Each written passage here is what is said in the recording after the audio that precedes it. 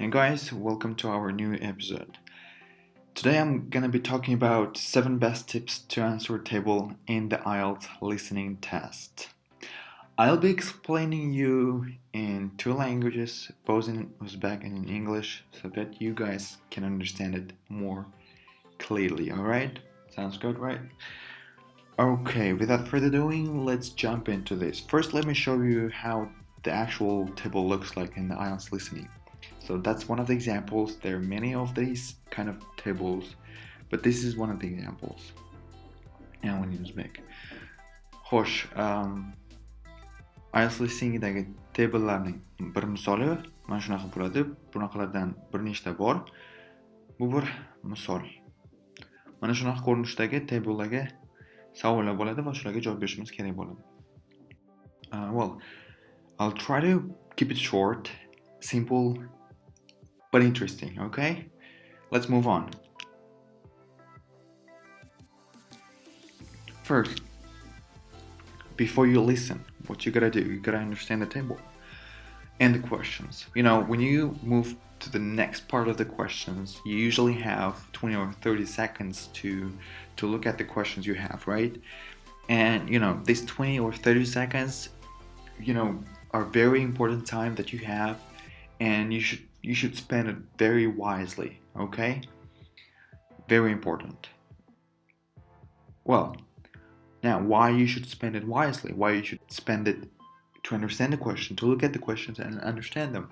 Well, the reason is because when you understand the question, you know what to look for. You know, you might guess your answer. You know, if you don't understand the question, then you don't know what to look for. And when you don't know what to look for, how you can find the answer? No way, right? So that's the reason you should understand the question. First read and understand, okay? Hope listening, ya'ni eshitishdan oldin nima qilishimiz kerak? Table'ni tushunib olishimiz kerak va savollarni tushunib olishimiz kerak. Ko'pincha 20-30 sekund vaqt beradi. Keyingi nima deydi?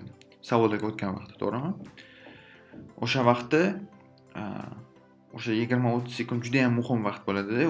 O'sha vaqtni oldingi savollarga qarash emas, hozirgi yoningizda turgan savollarga, kelayotgan savollarga qarab, o'shalarni tushunib olish kerak. Sababi savollarni tushunsangiz, nimani qidirishni bilasiz. Nimani qidirishni bilganingizdan keyin javobni topishingiz osonroq bo'ladi.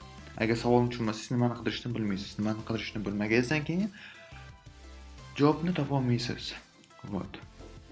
O'shaning uchun juda ham muhim o'sha 20-30 sekund vaqtni aqlli sarflash kerak. Tushundingmi? Xo'p, dashi tushunilib bo'ladigan umiddaman. Well, next, tip number 1. This is the first one actually. First, what you gotta do, you gotta read the instruction carefully. This is very, very important again. Why? Because the instruction says all the details you need, like how many words you should write, what you should write, and usually it gives you a little bit of information about the table, right?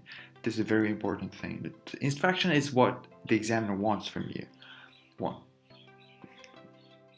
Xo'p, birinchi tip, ya'ni birinchi maslahat deb olamizmi, bilmadim.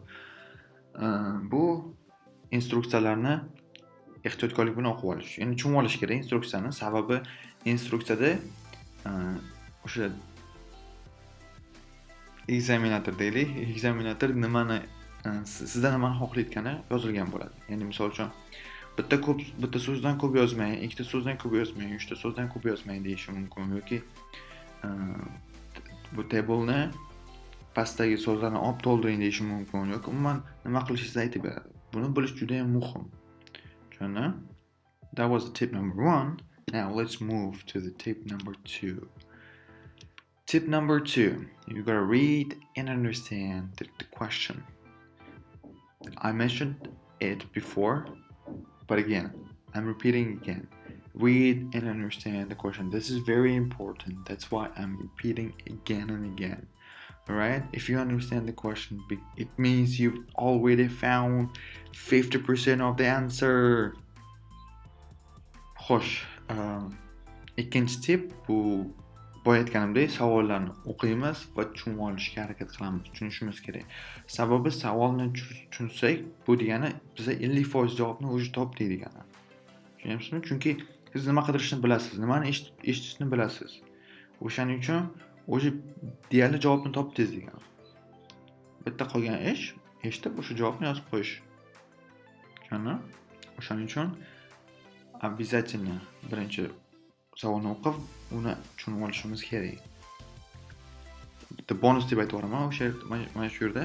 Bu narsa nafaqat listeningda, balki readingda ham juda ham muhim. Agar readingda ham savolni tushunib olsangiz, просто tak emas, yaxshilab tushunib olsangiz, javobni topish juda ham oson bo'ladi. Buni reading qilganda ham ko'rsatib beraman, yana mana shuni bilib qo'ysangiz bo'ladi. All right, let's move on. Tip number 3. Very nice tip. I like it. Think how the table has been organized. Why you need to know it? Well, in the table you have rows and columns, right? And you have to know how it's organized, like whether you should go through rows or whether you should go through columns or both. So you can understand, like sometimes in rows you have different kind of information. Sometimes in columns you have another different kind of information. So you gotta understand this. This is very important again. Xo'p, uchinchi tip, bu table'ni qanaqa joylashganini bilib olishingiz kerak. Table ya'ni qatorlari bor, ya'ni keyin nima deydi?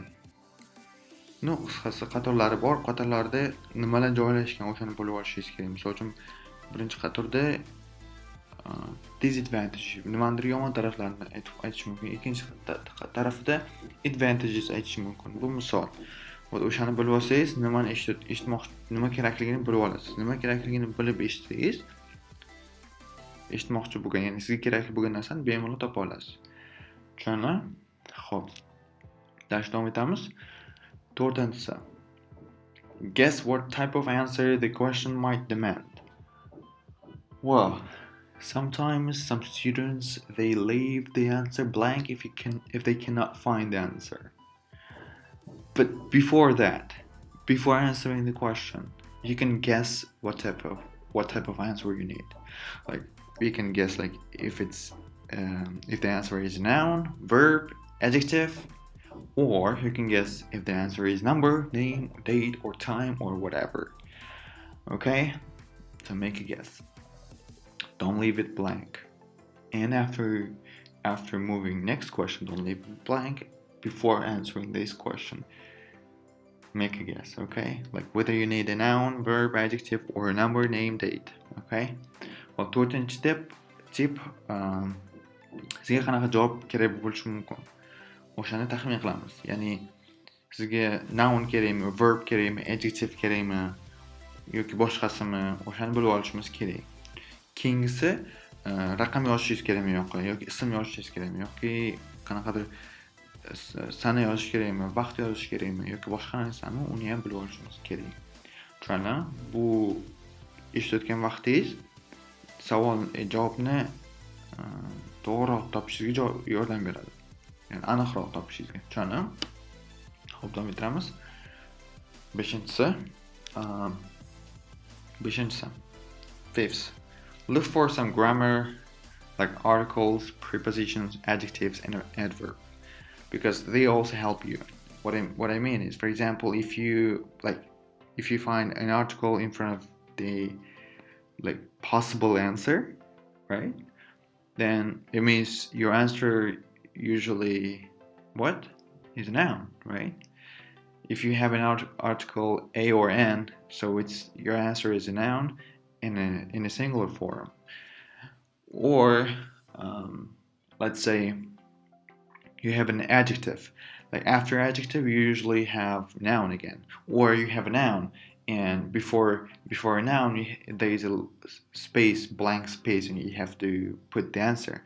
So usually, before a noun, you usually have adjective, right? Or verb. So you can kind of make a guess here as well, so that you can help yourself to find the answer easily. Hope. beshinchi step как bu 4-chi stepga o'xshab ketadi. Ya'ni grammatический nimalari bor uni o'sha javobni oldida. Misol uchun agar javobning yonida artikel turgan bo'lsa, demak bizning javobimiz deylik an yoki an artikel turgan bo'lsa, bizning javobimiz birlikdagi noun bo'ladi, to'g'rimi?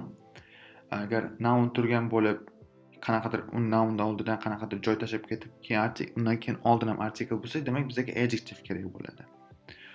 Va shunaqa qilib guess qilishimiz kerak, taxmin qilishimiz kerak javoblarimizni. Bu nima uchun kerak bo'ladi? Chunki yana eshitayotgan vaqtingiz keraksiz ma'lumotlarni eshitmaysizda, o'zingizga kerakli ma'lumotlarni eshitasiz. Bu juda ham katta yordam beradi. Got it? Got it. Let's move on. Tip number 6. Here, a lot of students, they usually forget to follow the speaker. What I mean is, for example, when the speaker moves to the next question, that some students will be answering to the previous questions. No, don't do so. If the speaker moves to the next question, move with the speaker. What I mean is, follow the speaker. But how you can follow the speaker is very simple. You use the keywords to follow the speaker. And also, keywords are very helpful to find answers as well. Hop, 6-chi tip, kalit so'zlarni ishlatish. Kalit so'zlarni ishlatish nafaqat savollarga javob berishda kerak bo'ladi. Juda ham ko'p studentlar gapirayotgan odamni ketidan ketmaydi. Ya'ni misol uchun, gapirayotgan odam deylik 3 ta savol bor, birinchisidan o'tib ketdi-da, ikkinchisiga keldi, lekin ko'p studentlar hali ham birinchisida o'ylanib o'tiribdi, javob nima ekan deb. Yo'q, unaqa qilmaslik kerak. Agar speaker уже ikkinchi savolga o'tdimi, bizlar ham sразу o'tishimiz kerak. Agar hali javob bermagan bo'lsak, unda guess qilish, taxmin qilib, keyingi savolga sразу o'tishimiz kerak. Agar unday qilmasak, ikkinchi savolni ham o'tkazib olishimiz mumkin. Bu degani ikkitasini o'tkazyapmiz o'sha. Keyin boshqalarni ham shunaqa bo'lib qolsa, deylik hammasini o'tkazib qo'yishimiz mumkin. O'shaning uchun hatto bir marta risk qilib, o'sha birinchi savolni eshitmay qoldik, xo'p, bironta taxminan belgilab, keyingi savollarni yaxshi tushunib javob bergan yaxshiroq. Buning uchun esa keywordlar, ya'ni kalit so'zlar yordam beradi. Kalit so'zlarni to'g'ri tanlasangiz, o'sha gapirayotgan odamni, ya'ni speakerni orqasidan ketish, ya'ni follow qilish osonroq bo'ladi va savollarga ham javobni tezroq topasiz, aniqroq topasiz. Tushunarli? Xo'p. And the 7th, the last one, right? Very simple tip. The answers usually come in order, so don't make yourself confused about it. Okay, first you answer the first question, and then the next second question, and then the third, and then the fourth. Okay, don't jump from 1 to 3 or from 1 to 5. Don't do so. Nice. Yani 7-chi tip, javoblar ketma-ket keladi, har doim emas, ko'pincha. 95% adashmasam. Xo'p, javoblar ketma-ket keladi. Misol uchun, birinchi savoldan keyin ikkinchi savolga javob keladi. Ikkinchi savoldan keyin uchinchi savol javob keladi. Uchinchi savoldan keyin to'rtinchisi. Xuddi shunday speaker ham xuddi shunday ketadi. Juda ham kamdan kam hollarda birinchidan birdan uchinchiga sakrab ketish mumkin. Lekin juda ham kam hollarda o'shaning uchun e'tibor beravering, o'sha javoblar ketma-ket keladi, savollar ham.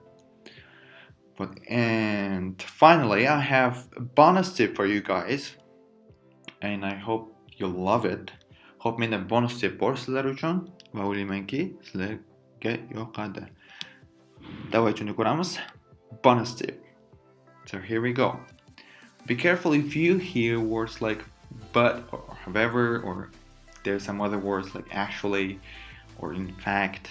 They usually try to trick you. You know what I mean?